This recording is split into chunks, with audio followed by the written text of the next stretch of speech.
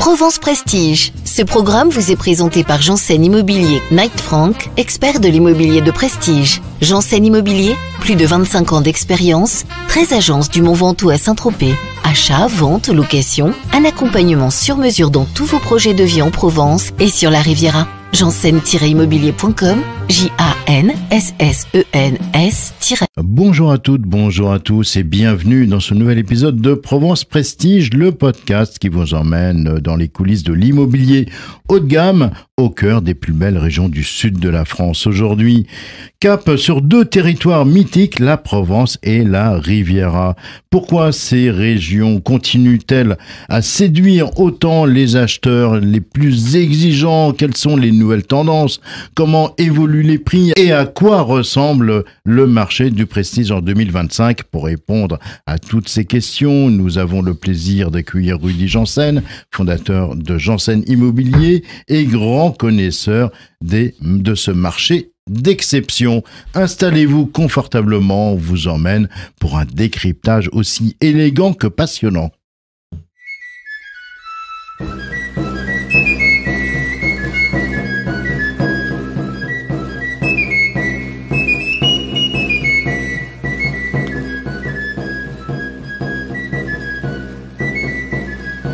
Rudy, bonjour. Bonjour Marc. Alors Rudy, vous êtes aux premières loges de ces évolutions. On commence par une question simple. Qui sont les acheteurs aujourd'hui? Est-ce que ce sont toujours majoritairement des étrangers ou bien des Français sont-ils revenus sur le devant de la scène? Je dirais donc qu'il faut nuancer un peu les choses, c'est-à-dire que Provence et Riviera, c'est déjà deux marchés un peu différents.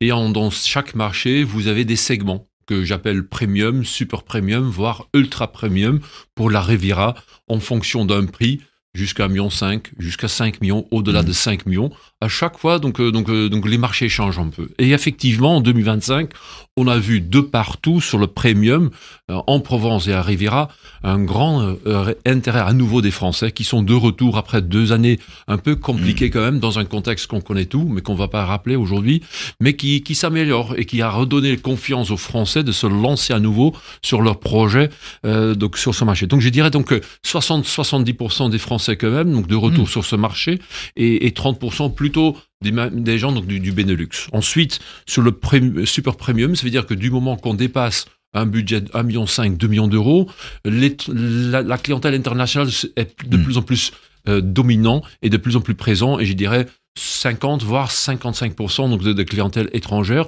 et principalement quand même lors de l'Europe, et un grand intérêt quand même des Américains, comme aussi dans le ultra prime à Saint-Tropez, on vient de vendre effectivement une maison donc effectivement à des Américains, et on recherche donc d'un lieu mythique, d'une adresse.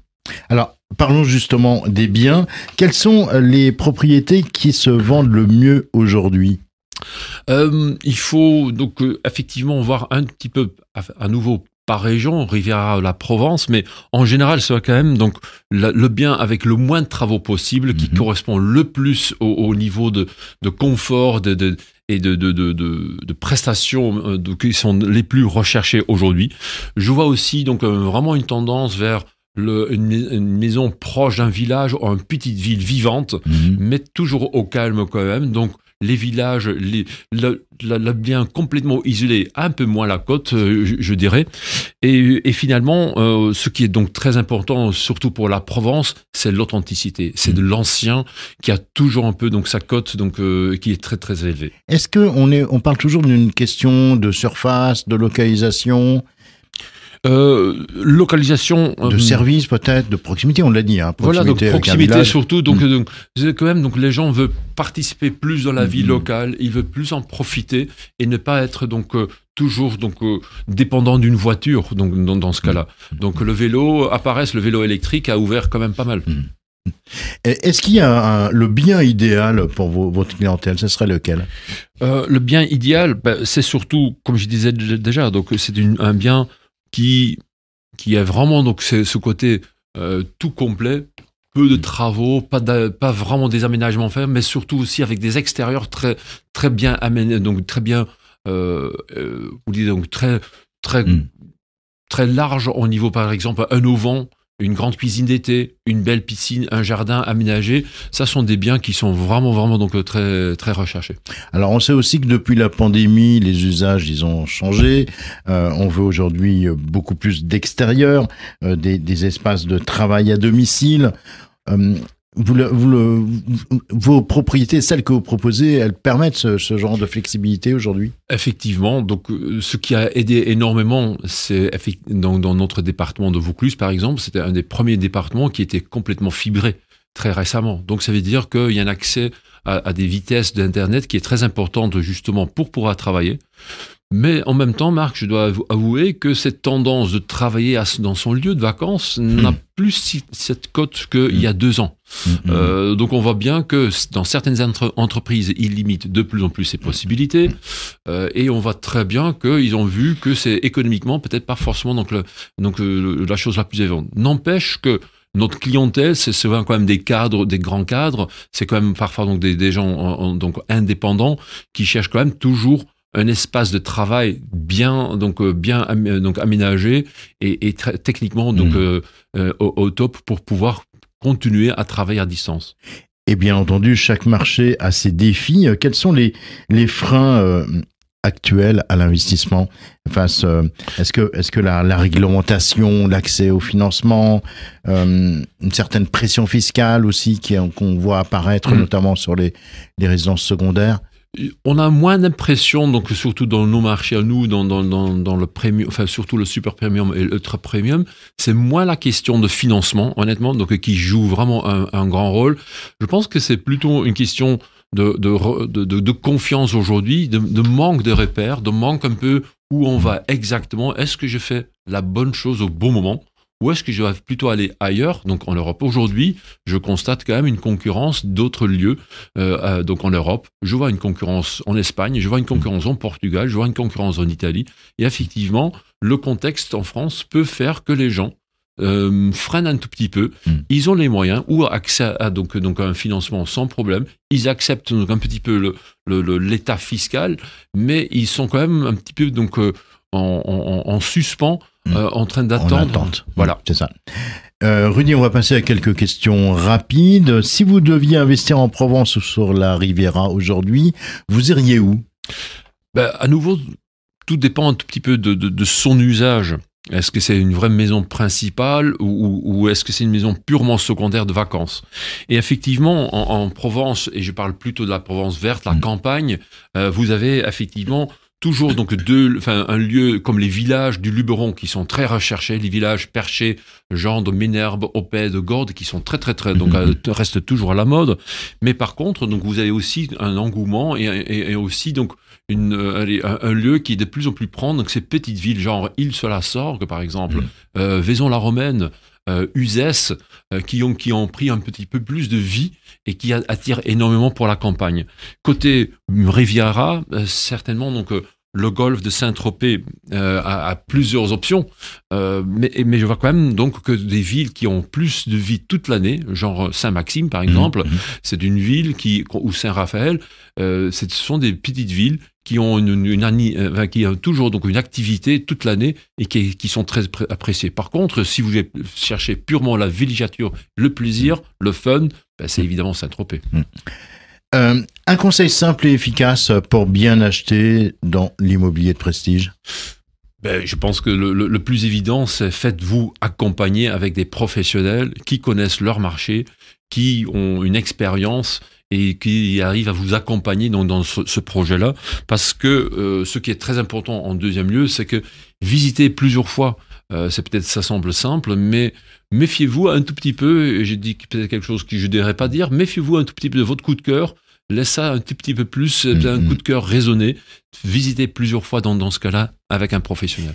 Une erreur fréquente qu'un acheteur étranger devrait éviter absolument?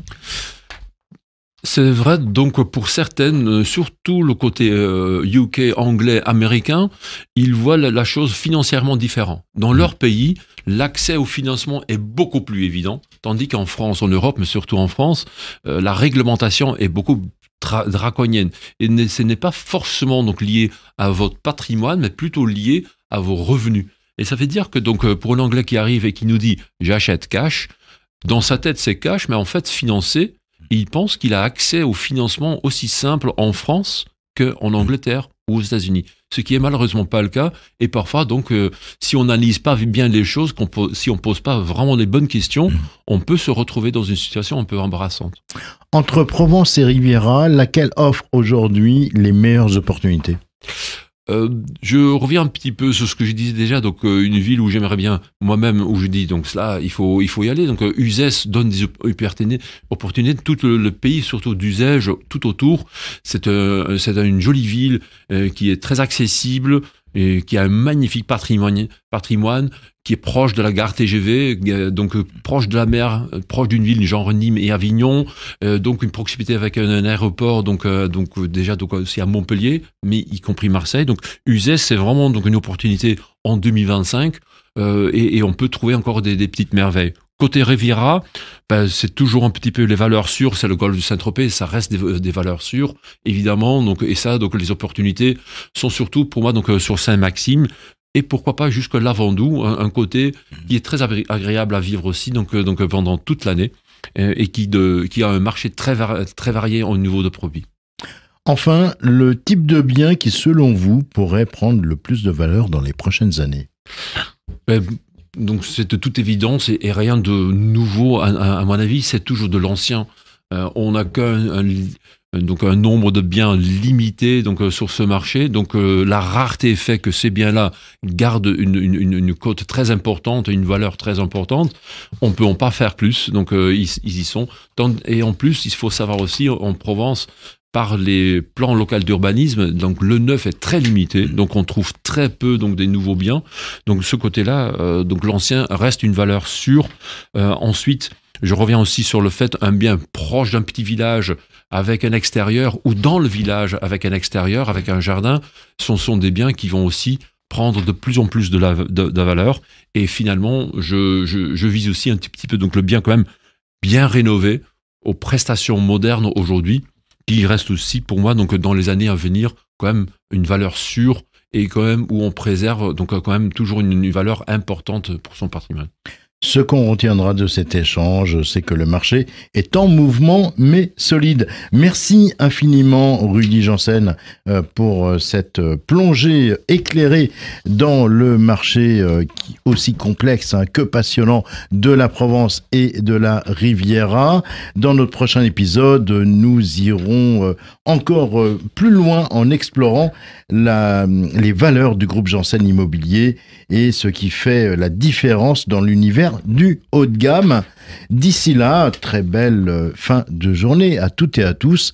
Et vous retrouverez évidemment ce podcast Prestige, Provence Prestige, sur YouTube et sur Radio J Imo. Provence Prestige. Ce programme vous a été présenté par Janssen Immobilier Knight Frank, expert de l'immobilier de prestige. Janssen Immobilier, plus de 25 ans d'expérience, 13 agences du Mont Ventoux à Saint-Tropez. Achat, vente, location, un accompagnement sur mesure dans tous vos projets de vie en Provence et sur la Riviera. Janssen-immobilier.com, JANSSENS-immobilier.com, Janssen-immobilier.com.